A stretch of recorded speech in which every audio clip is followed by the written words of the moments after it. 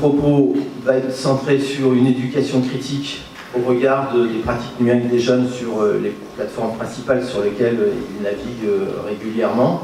Je vais à la fois insister sur les dimensions éducatives, culturelles, mais aussi citoyennes, c'est-à-dire en lien directement avec des pratiques que vous pouvez mener ou que des éducateurs peuvent mener avec les jeunes, mais aussi sur notre compréhension des enjeux plus citoyens sur cette question aujourd'hui de l'information, de la désinformation, des rumeurs, de la manipulation, puisque en fait c'est des sujets d'actualité.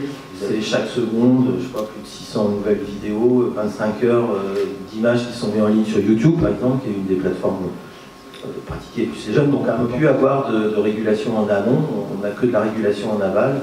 Quand on s'adresse à des jeunes sur leurs pratiques numériques, on n'a pas du tout un public homogène. On va avoir par exemple 5 types de groupes. Donc ça c'est une difficulté, y compris dans le dialogue à engager avec les jeunes, parce qu'il faut cibler. On ne peut pas avoir un dialogue médian. Alors, comme on va parler d'influence et puis de la manipulation des informations, l'impact des réseaux sociaux, etc., qui est quand même d'actualité aujourd'hui, on parle de ça, j'ai juste rappelé, mais on ne va pas, bien que je pourrais vous faire des petites situations d'exercices pédagogiques qu'on fait avec des jeunes, je les ai laissés comme ça vous allez voir, mais il faut rappeler que ce n'est pas d'aujourd'hui quand même cette influence. Elle existe par la publicité, voilà, donc qui nous envahit beaucoup. Alors ce qui est un petit peu nouveau, c'est ce que j'ai mis surtout sur le deuxième item, bon, c'est le rapport à l'image. En fait on croit que ce qu'on a vu n'existe que ce qui est vu. Donc dès qu'il y a l'image est une preuve a priori, etc. Mais comme je vais vous montrer après qu'on manipule les images fortement, voilà, c'est là qu'il y a tout le travail, c'est ce que je vais vous expliciter un petit peu en suivant.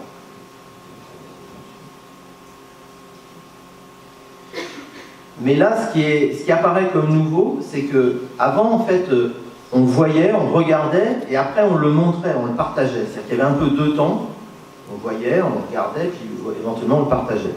Ou on ne le partageait pas. Donc il y a une espèce de dissociation. Aujourd'hui, c'est je le montre aux autres, et éventuellement je le regarde après.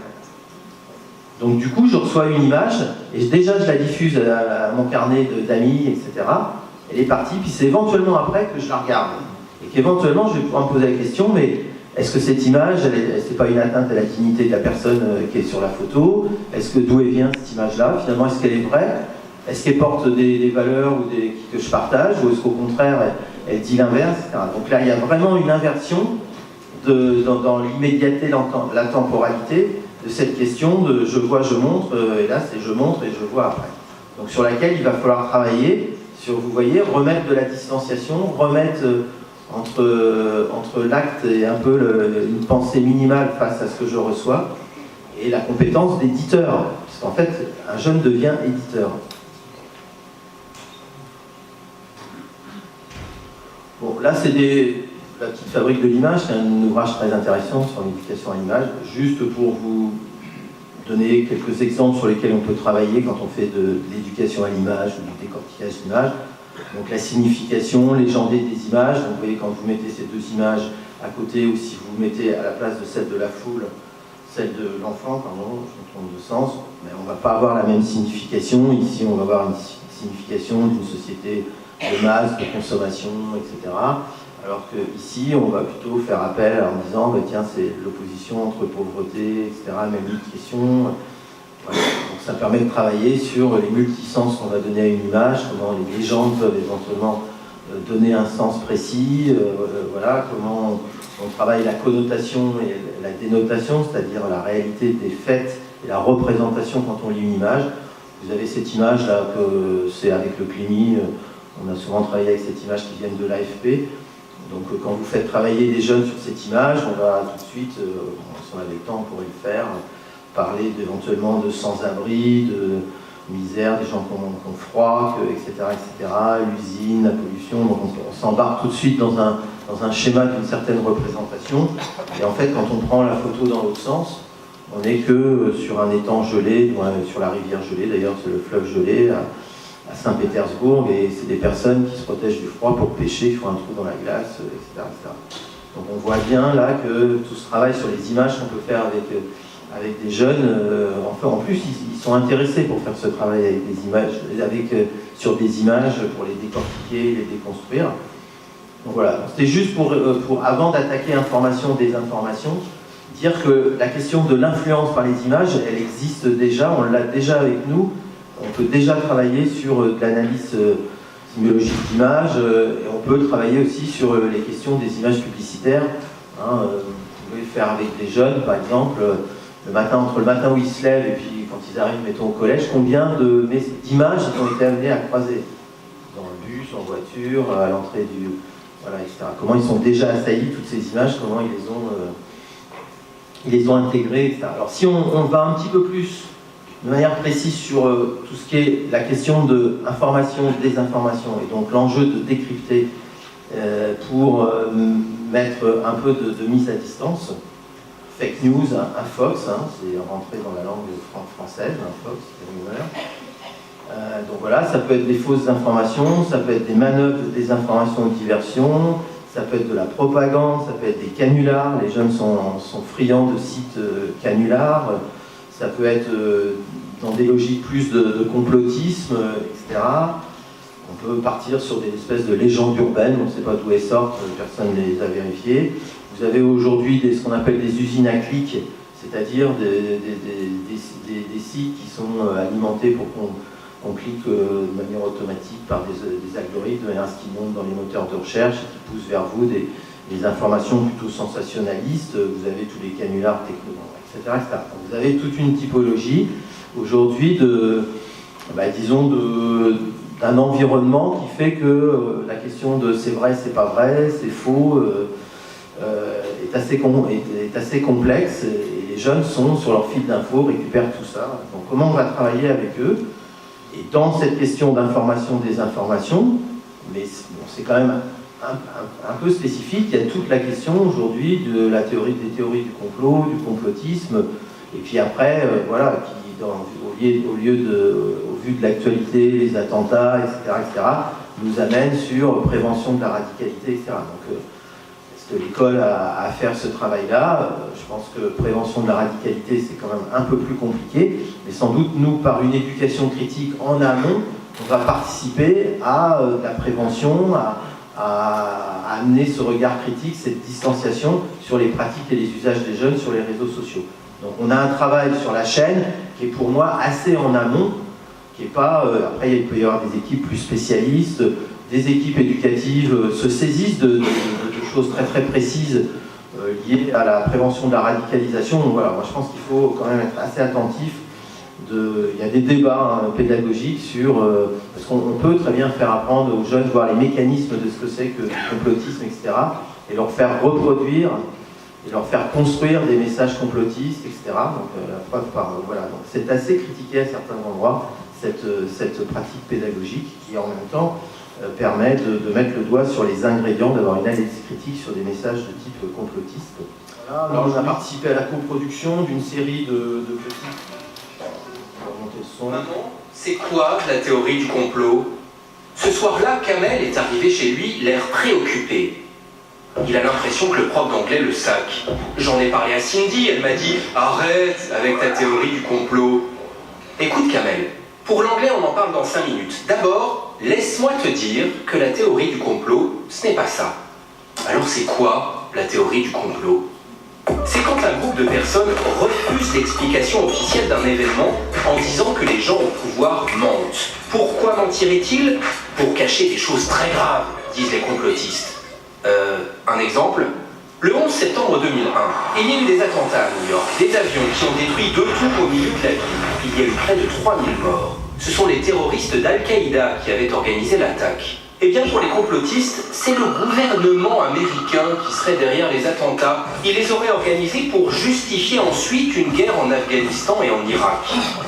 Un président qui décide de tuer des milliers de personnes de son pays, il y en a qui pensent ça? Oui. Et ils arrivent à troubler plein de gens en utilisant des détails dont ils grossissent l'importance. Encore un exemple. Le 11 septembre 2001, après l'attentat, le président américain est resté 20 minutes dans une école où il faisait une visite. Et c'est vrai que c'est surprenant. Eh bien pour les complotistes, puisqu'il ne s'est pas pressé, c'est la preuve qu'il était au courant de l'attaque contre les tours. Mais c'était débile les gars? Même pas. La théorie du complot au départ, c'est un réflexe utile, ne pas croire tout ce qu'on nous dit. Mais assez vite, ça devient une paranoïa. Et les conspirationnistes s'encouragent entre eux. Adieu la réflexion, beau jour le fantasme. D'autant que ce fantasme se développe très vite sur les réseaux sociaux. Pourquoi est-ce que même des personnes intelligentes peuvent être troublées? Parce que la réalité est difficile à admettre. 2 tours qui s'effondrent au milieu d'une ville, c'est tellement fou qu'il faut des explications folles aussi. Et parce que l'idée d'un complot conforte un sentiment, le sentiment, à tort ou à raison, que le gouvernement américain ment régulièrement. Et il y a un remède, exercer ton esprit critique, y compris contre toi-même. C'est bien de douter, mais il faut douter jusqu'au bout et se rendre compte parfois du ridicule. À propos de ridicule, Kamel, tes mauvaises notes en anglais, c'est juste parce que tu ne travailles pas. Pour vous montrer que c'est suite aux attentats, il y a eu une mobilisation à la fois des médias, donc le collectif, dont d'ailleurs j'assure la présidence, Enjeux immédiats sur ces questions-là, le Canopé, les Clémy, etc. On s'est mobilisé pour faire un certain nombre de petits outils comme ça. Il y a une série, je crois qu'il y en a 20 ou 25, qui sont libres de droit, que vous pouvez utiliser sur toutes ces questions ça s'appelle les clés des médias. La vie démocratique ou le vivre ensemble, il fait partie aussi de situations où on n'est pas forcément d'accord, on a des points de vue, il faut éventuellement les argumenter, mais il faut entendre les arguments des autres, il faut pouvoir éventuellement bouger en fonction des arguments qui vont être donnés. Donc il y a une éducation à cette contradiction, à ce débat contradictoire qui est important, je pense, à apporter aux jeunes. On travaillait sur les sources, on l'a vu là sur quelques exemples sur les images, les vérifier, les élargir, diversifier les sources, utiliser ces fameux outils de décodage des images, mais il en existe aussi sur le décodage des informations. Vous avez par exemple sur l'application France Info, vous allez dans le menu général, alors elle est complètement planquée, nous on leur a demandé qu'elle soit à la limite une appli en elle-même. Donc dans le menu général, vous avez toutes les thématiques, tout à fait en bas, vous avez un décodage d'informations, vrai du faux, vrai, voilà. Et là, vous avez des tas de sujets d'actualité qui sont décodés et des sujets qu'automatiquement les jeunes auront rencontrés. Donc ça les met en situation d'une démarche, c'est très facile à leur faire utiliser. Et c'est intéressant parce que ça leur donne une posture en disant « Ah ben oui, tiens, voilà, comment, etc. etc. » Sortir de sa bulle et de son fil, vous savez que les algorithmes vous enferment dans des bulles sur Internet. Et là, vous retrouvez, c'est ce qu'on appelle le biais de confirmation, c'est-à-dire que sur Internet, très vite, vous pouvez trouver que des informations qui confirment ce que vous pensez, qui, au contraire, et non pas qui viennent justement mettre de la contradiction. C'est pour ça que nous, éducateurs, je vais finir là-dessus, nous, on a amené de la distance, on a amené de la contradiction, alors que les plateformes, l'intérêt économique qu'elles ont capté toujours plus l'attention des jeunes, etc., etc., elle a quasiment un projet qui est à l'opposé de notre projet d'éducation vis-à-vis des enfants et des jeunes. C'est-à-dire qu'aujourd'hui, il y a un gros enjeu de régulation, parce qu'on peut éduquer derrière, mais en amont, peut-être qu'il faut réguler ces plateformes. Donc aujourd'hui, il y a une loi en France qui est encore en navette sur, pendant les périodes électorales pour éviter des fausses informations, etc. Donc voilà, le Sénat a refusé même en débattre, elle a été votée à l'Assemblée. Il y a un règlement au niveau de l'Union européenne qui actuellement n'est pas partagé par l'ensemble de l'Europe pour mettre un peu de régulation sur cette question-là. Et puis il y a les annonces lundi, c'est pour vous dire que c'est un sujet d'actualité, où le président de la République française a annoncé, dans le cadre d'un colloque international à l'UNESCO, a demandé à ce que soit mise en place une co-régulation entre les plateformes, les États à l'échelle européenne et mondiale, et puis les industries, et donc a engagé une démarche d'expérimentation avec Facebook pour justement en amont, avant que nous on rame pour faire de l'éducation sur des informations qui sont fausses, qui sont une atteinte aux personnes, à la dignité humaine, contre la Convention internationale des droits de l'enfant, les droits de l'homme et tout ce que vous voulez, et pour que déjà elles ne soient pas diffusées par les plateformes. Donc il y a des enjeux aujourd'hui au niveau des différentes instances européennes, françaises ou mondiales pour faire avancer cette question. Et il y a des enjeux aussi sur la question, l'autre conférence elle porte un petit peu, mais sur la question de la régulation par les droits. C'est-à-dire qu'aujourd'hui, vous avez deux droits. Vous avez le droit des éditeurs, qui est assez serré, vous ne pouvez pas éditer n'importe quoi, et vous avez le droit des hébergeurs. Mais les Facebook, toutes les plateformes, elles se considèrent non éditrices et elles se considèrent non hébergeurs. C'est-à-dire qu'elles sont un peu des transmetteurs. C'est-à-dire qu'elles sont des gens qui font de l'intermédiation entre ces deux lieux-là. Et donc aujourd'hui, il y a un certain nombre de groupes de travail, de rapports qui ont été faits, qui proposent de leur donner une responsabilité au niveau de la loi et de les réguler sur leur rôle intermédiaire. Parce qu'en gros, ils échappent à toute régulation en se disant on n'est pas un média, on n'est pas éditeur, nous on fait que relayer les infos, c'est pas nous, et puis les tuyaux, c'est pas nous. Donc là, il y a un vide juridique en termes de législation, de régulation des contenus au regard de tous nos textes internationaux, nos valeurs démocratiques, voilà, qui est aussi en jeu. C'est-à-dire qu'il y a des enjeux d'éducation, et je pense qu'il y a aussi des enjeux de suivre le débat démocratique, législatif, qui se joue à l'échelle plutôt européenne que franco-française. Un peu dans cette dynamique de régulation, c'est-à-dire il existe des instances qui régulent et qui protègent en fait, qui sont le CSA, la CNIL, les médiateurs dans les différentes rédactions de journaux. Et je pense qu'il faut donner ces clés aux jeunes pour que quand ils puissent signaler des images, qu'ils puissent signaler des contenus, puisque une de mes premières diapositives, c'était de dire que de toute façon, on ne le fait plus en amont. On ne peut plus le faire en amont. Puisqu'il y a une mécanique qui nous dépasse complètement, on est complètement... Donc du coup, vous voyez bien qu'il y a une nécessité de régulation, alors soit par la loi qui va bloquer éventuellement en amont, soit une régulation après coup. Et cette régulation après coup, il faut la faire jouer. Et il y a des instances publiques ou parapubliques qui permettent de la faire jouer. On peut saisir la CNIL pour enlever des informations, on peut saisir le CSA, on peut interpeller une rédaction. Sur des messages publicitaires, il y a une instance de régulation de la publicité, on peut la saisir de manière très très simple, il y a des procédures. Et ça, je pense que ça fait partie, là voilà, sur les autres, la CNIL, ça fait partie à mon avis, d'une éducation citoyenne qu'on doit donner aux jeunes. C'est-à-dire qu'aux jeunes, on doit leur donner à la fois le regard critique, mais on doit leur donner aussi les éléments pour agir en tant que citoyens dans la société dans laquelle ils vont grandir, ils vont travailler, etc. Et cette société, elle leur donne un certain nombre de droits qui les protègent. Et la RGPD, dont quelqu'un d'autre la parle à côté, dans une autre conférence, c'est la même chose. Elle donne des leviers, y compris aux citoyens ou aux associations, mais aux individus. Et il faut que les individus s'en saisissent. Il faut non seulement que des jeunes prennent du recul avant de diffuser une image sans avoir regardé s'il y a... Mais il faut aussi, si cette image, elle est choc, etc., c'est une responsabilité citoyenne positive que de la signaler. On peut avoir ces mêmes problématiques éducatives quand on travaille sur le cyberharcèlement dans les établissements scolaires, en particulier sur le fait de dénoncer quelque chose qui est vécu comme quelque chose de négatif. Il faut le remettre dans une posture éducative qui est au contraire quelque chose de positif si on le raccroche à des valeurs citoyennes, à des valeurs comme la Déclaration des droits de l'homme, la droit de l'enfant, etc. C'est au contraire soutenir ces combats-là que de signaler au CSA, la CNIL, etc. Et c'est non pas quelque chose qui est négatif. Donc je pense qu'il y a tout un travail à faire avec nos jeunes, avec le collège, sur ces questions-là. Je pense que c'est extrêmement important de débattre avec les jeunes de ces questions-là, sans être forcément avec un ordinateur à côté. Il faut absolument que des adultes qui sont en posture d'éducation reprennent un dialogue avec les jeunes sur ces questions-là. Qu'est-ce que vous regardez, qu'est-ce que vous faites, comment vous faites, etc.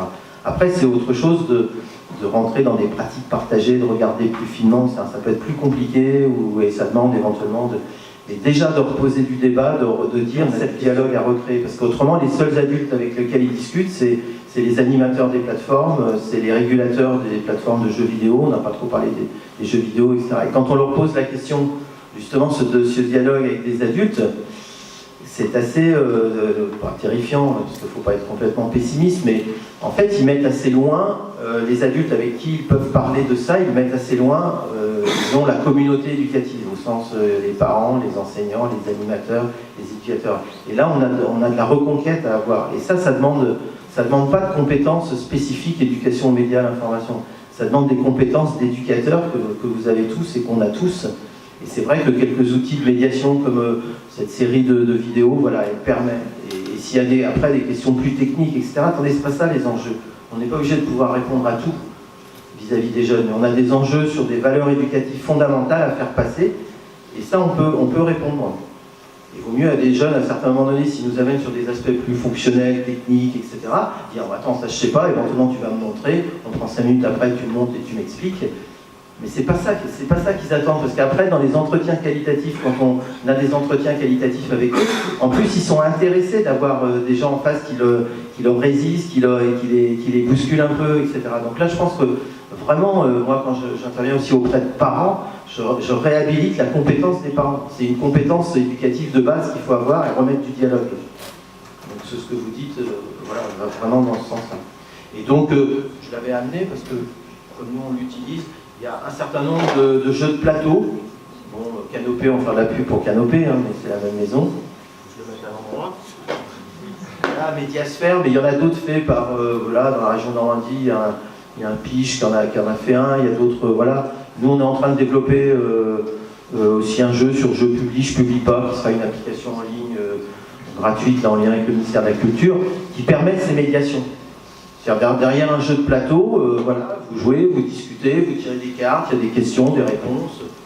On n'a pas besoin de savoir toutes les réponses pour pouvoir jouer avec le jeu. D'abord, il y a des jeunes qui auront les réponses entre eux, donc c'est très bien.